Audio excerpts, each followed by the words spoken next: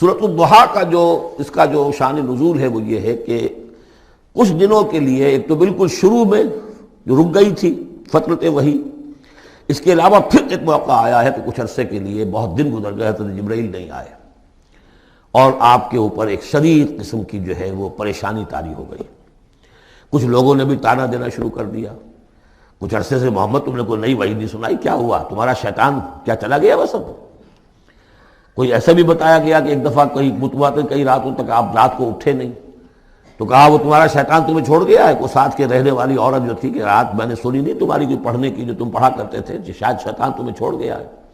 خود آپ کو جس قدر ایک اشتیاق رہتا تھا کہ وہی آئے اور آپ کی وہ روح کو جو ہے مزید اور غذا اور تر و تازگی جو ہے وہ مسلسل ملتی رہے، اس کی وجہ سے یہاں تک آتا ہے کہ حضور فرماتے ہیں کہ اس درجے میں رنج اور غم میں تھا کہ میں سوچتا بربنائے طب بشری، اس درجے حضور کے اوپر جو ہے یہ شاخ گزر رہا تھا کہ وہی کیسے بند ہو گئی۔ اور اس میں یہ بھی تھا کہ اللہ ناراض تو نہیں ہو گیا، کیا مجھ سے کوئی خطا تو ایسی نہیں ہو گئی، یہ سبب کیا ہوا ہے؟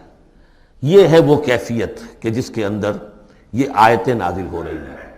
اور اب آپ اس کو سمجھ لیجئے کہ اس کا نفسیاتی اور انسان کی باطنی کیفیات کے ساتھ کیا تعلق ہے۔ انسان پر دو طرح کی کیفیات طاری ہوتی رہتی ہیں، جیسے میں نے پہلے ایک دفعہ آپ کو بتایا صدیق اور شہید کے درمیان جو فرق ہے بنیادی، کہ کچھ بنیادی طور پر لوگ ایکسٹروورٹس ہوتے ہیں، کچھ بنیادی طور پر انٹروورٹس ہوتے ہیں۔ ایکسٹروورٹس کھیل کود بھاگ دوڑ، لوگوں سے ملنا جلنا، گفتگو ہے، اسے دھکا دے دیا، اس سے مذاق کر لیا، اسی میں وہ خوش رہتے ہیں، بڑے مگن رہتے ہیں، تنہائی انہیں کاٹ کھانے کو دوڑتی ہے۔ اور ایک انٹروورٹس ہوتے ہیں کہ وہ مجلس وغیرہ کو نہیں ہوتا، اپنے تنہائی میں کہیں بیٹھے ہیں، غور و فکر کر رہے ہیں، سوچ بچار کر رہے ہیں، انہیں وہ مجلس سے زیادہ اپنا گوشہ تنہائی جو ہے وہ زیادہ عزیز ہوتا ہے۔ تو یہ دو مزاج اللہ نے بنائے ہیں۔ اسی طرح ہر انسان کے اوپر آلٹرنیٹلی کچھ کیفیات آتی ہیں جس کو ہم کہتے ہیں میرا موڈ آف ہے، ایک طرح قبض سا ہو جاتا ہے طبیعت میں بندش سی ہوتی ہے، کسی وقت اسی شخص کے اندر پھر انشراح سا ہو جاتا ہے، پھر ہنسنے بولنے کو جی چاہتا ہے، گفتگو کرنے کو جی چاہتا ہے۔ تو یہ کیفیت جب انسان کی روحانی زندگی سے متعلق ہو جائے تو اس کو پھر صوفیہ نے نام دیا قبض اور بسط۔ کبھی طبیعت میں انشراح ہے، انبساط ہے، طبیعت جو ہے وہ آمادہ ہے، ہر چیز میں روشنی کا پہلو آدمی دیکھ رہا ہے، ہر چیز کے اندر آپ کو معلوم ہے ایک تاریک رخ بھی ہوتا ہے کسی معاملے کا اور روشن رخ بھی ہوتا ہے، اس وقت انسان روشن رخ کو دیکھتا ہے۔ اور ایک وقت میں آتا ہے کہ طبیعت میں بندش سی لگ گئی ہے، جیسے اندر کوئی پکڑ لیا کسی نے، اب طبیعت جو ہے وہ بھی اپنے اندر وہ انقباض محسوس کر رہی ہے، اور پھر آدمی پیسیمسٹک ہو جاتا ہے، نا امید سا ہوتا ہے، پھر اسے ہر معاملے کا تاریک پہلو زیادہ نظر آنے لگتا ہے۔ تو یہ قبض اور بسط کی کیفیات ہیں۔ جب کبھی قبض کی کیفیت ہو، قاضی ثناء اللہ پانی پتی رحمۃ اللہ علیہ نے تفسیر مظہری میں لکھا ہے کہ قبض کی کیفیت میں اس صورت کا پڑھنا تریاق ہے، جس طرح حضور صلی اللہ علیہ وسلم کے لیے گویا کہ اس وقت جو وحی کا بند ہو جانا تھا وہ گویا کہ ایک طرح کے انقباض اور قبض کی کیفیت پیدا ہوئی تھی، اس میں اب اللہ تعالیٰ فرما رہے ہیں والضحیٰ، قسم ہے دن کے دھوپ چڑھنے کے وقت کی، واللیل اذا سجا، اور قسم ہے رات کی جبکہ وہ چھا جائے یا ساکن ہو جائے، سجا کے دونوں معنی ہے سکون۔ اب دیکھیے ان دونوں کو کیوں لائے، اس لیے کہ صبح ہے، حرکت ہے، برکت ہے، چلنا ہے، دوڑنا ہے، ہر شخص جا رہا ہے، ادھر جا رہا ہے ادھر جا رہا ہے، رات کو سکون ہو گیا، تاریکی چھا گئی اور شور ہنگامہ ختم ہو گیا۔ لیکن یہ رات اور دن دونوں ضروری ہیں انسان کے لیے، یہاں کا نظام چلانے کے لیے۔ اگر رات ہی رات ہوتی تب بھی یہ دنیا نہ چلتی، اور دن ہی دن ہوتا تب بھی نہ چلتا، تو رات بھی ضروری ہے۔ اسی طریقے سے نفس انسانی کے لیے کبھی کبھی قبض کا وقفہ بھی ضروری ہے۔ آپ اسے یہ نہ سمجھیں کہ اللہ تعالیٰ ناراض ہو گیا، یہ بھی ہماری تربیت کا ایک یوں سمجھیے کہ ایک جز ہے۔ ما ودعک ربک وما قلی، آپ کے رب نے آپ کو رخصت نہیں کیا ہے، نہ ہی وہ آپ سے ناراض ہوا ہے۔ وللآخرۃ خیر لک من الاولی، اور اس کے بعد جو وقت آئے گا اس قبض کے بعد وہ پہلی سے بھی بہتر ہوگا۔ اور میں حیران ہوتا ہوں کہ کیسے غالب نے وہ بات کہی ہے کہ جو بالکل ترجمانی ہے اس کی، رکتی ہے میری طبع تو ہوتی ہے رواں اور، یعنی یہ کہ جب میری طبیعت کے اوپر کبھی کبھی رکاوٹ سی آ جاتی ہے، اب شعر جو ہیں اچھے نازل نہیں ہو رہے، لیکن جب وہ رکاوٹ سے میں نکلتا ہوں، اس قبض سے نکلتا ہوں، رکتی ہے میری طبع تو ہوتی ہے رواں اور، اس لیے کہ اس قبض کے بعد جب مرحلہ آتا ہے انبساط کا اور انشراح کا، تو تو وہ ایک قدم آگے ہوتا ہے آدمی، اس پہلی کیفیت سے ایک درجہ جو ہے اس کا بڑھ چکا ہوتا ہے۔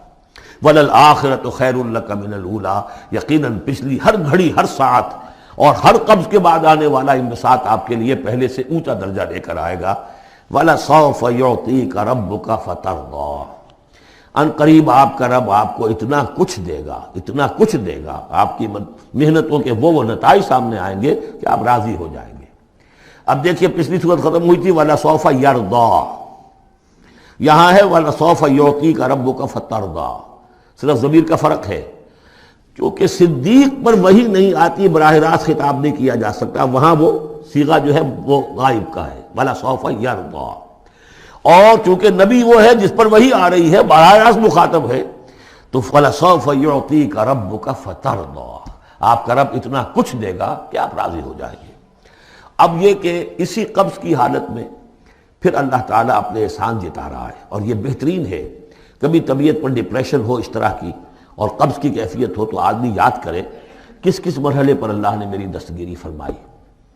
کن کن مراحل پر اللہ تعالیٰ نے مجھے مشکلات سے نکالا، اس سے وہ حوصلہ بڑھتا ہے۔ اور اس کو بھی سمجھیے کہ اسی انداز میں علم یجد کا یتیماً فآویٰ، یہ سیرت النبی کے بڑے اہم حصے ہیں جو اس میں آ گئے ہیں۔ آپ کی پیدائش یتیمی میں، پوسٹیومس چائلڈ، باپ تو پہلے ہی فوت ہو چکا ہے، 6 سال کی عمر میں والدہ گئی، 8 سال کی عمر میں دادا گئے، اور وہ یعنی جو آپ نے دیکھا ہے ابتدائی زمانہ زندگی کا تو وہ یتیمی کا۔ علم یجد کا یتیماً فآویٰ، کیا اس نے اے محمد آپ کو نہ پایا کہ آپ یتیم تھے، پھر پناہ دی، آپ کے لیے بندوبست کیا، دادا کے دل میں جو شفقت ڈالی، پھر آپ کے تایا زبیر کے دل میں جو شفقت ڈالی۔ عبد المطلب کے بعد فوراً ابو طالب کا نام آتا ہے، حالانکہ یہ غلط ہے تاریخی اعتبار سے۔ عبد المطلب کے بعد کافی عرصے تک زبیر جو آپ کے تایا تھے وہ سرپرست تھے، پھر ان کے انتقال کے بعد ابو طالب کا معاملہ آیا، لیکن ان کو بیچ میں سے غائب کر دیا گیا ہے۔ بہرحال اللہ تعالیٰ جو بھی کسی کے دل میں ڈالتا ہے، آخر ابو طالب کے دل میں محبت ڈالی تو کس نے ڈالی؟ وہ ہم پڑھ چکے ہیں سورہ طٰہٰ میں، وَأَلْقَيْتُ عَلَيْكَ مَحَبَّةً مِّنِّي، حضرت موسیٰ علیہ السلام کی موہنی صورت کے اوپر اللہ تعالیٰ فرماتے ہیں ہم نے اپنی محبت کا پرتو ڈال دیا کہ تمہیں دیکھنے کے بعد وہ قتل کرنے کے ارادے سے باز رہ گئے، ان کے ہاتھ شل ہو گئے، ایسی موہنی صورت، اسے قتل کر لیں۔ وَأَلْقَيْتُ عَلَيْكَ مَحَبَّةً مِّنِّي وَلِتُصْنَعَ عَلَىٰ عَيْنِي، یہ ہوا ہے۔ تو فرمایا علم یجد کا یتیماً فآویٰ ووجدک ضالاً فہدیٰ، اور پھر جب آپ شعور کی پختگی کو پہنچے اور غور و فکر کا مرحلہ آیا، حقائق میں انسان کو سوچ بچار کا مرحلہ آیا، اور آپ کو دیکھا کہ آپ تلاش حقیقت میں سرگرداں ہیں، تو ہدایت دی۔ وہ آگے آ جائے گا، بہت قریب پہنچ گئے ہم، اقرأ بسم ربک الذی خلق، وہ مرحلہ جب آئے گا۔ وَوَجَدَكَ عَائِلًا فَأَغْنَىٰ، اور پایا آپ کو تنگ دست تو غنی کر دیا۔ کس طرح سے راستہ پیدا کیا ہے خدیجہ الکبریٰ رضی اللہ تعالی عنہا نے، جو بھی ان کے آپ کے محاسن دیکھے کتنی گرویدہ ہوئی ہیں۔ بڑے بڑے سردار قریش کے جو ہے ان سے نکاح کے خواہش مند تھے، انہوں نے خود جو ہے اپنی لونی کے ذریعے سے پیغام دیا ہے حضور کو۔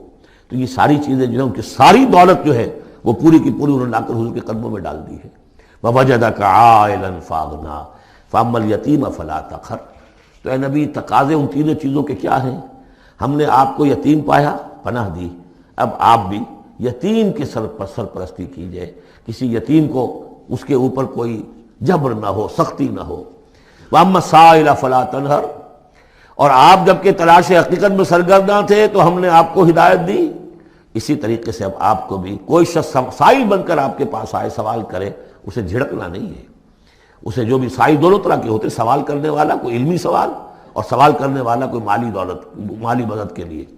وَأَمَّا بِنِعْمَةِ رَبِّكَ فَحَدِّثْ، اور جو ہدایت تمہیں دی ہے ہم نے اب اسے عام کرو، یہ نعمت ہے، آپ کے رب کا انعام ہے، یہ ہدایت جو آپ کو عطا ہوئی ہے اس کو بیان کرو۔ اس کے بیان کرنے میں یہ بھی ہے کہ اللہ کے انعامات کا چرچا انسان کرے اس کا شکر ادا کرنے کے لیے، اور یہ بھی ہے کہ اس کو پھیلائے اور عام کرے، دوسروں تک پہنچائے، ورنہ وہ بخل ہو جائے گا کہ وہ دولت جو ہے ہدایت کی اس کو آدمی صرف اپنی ذات تک محدود رکھے اور اس کا جو خیر ہے وہ دوسروں تک نہ پہنچائے۔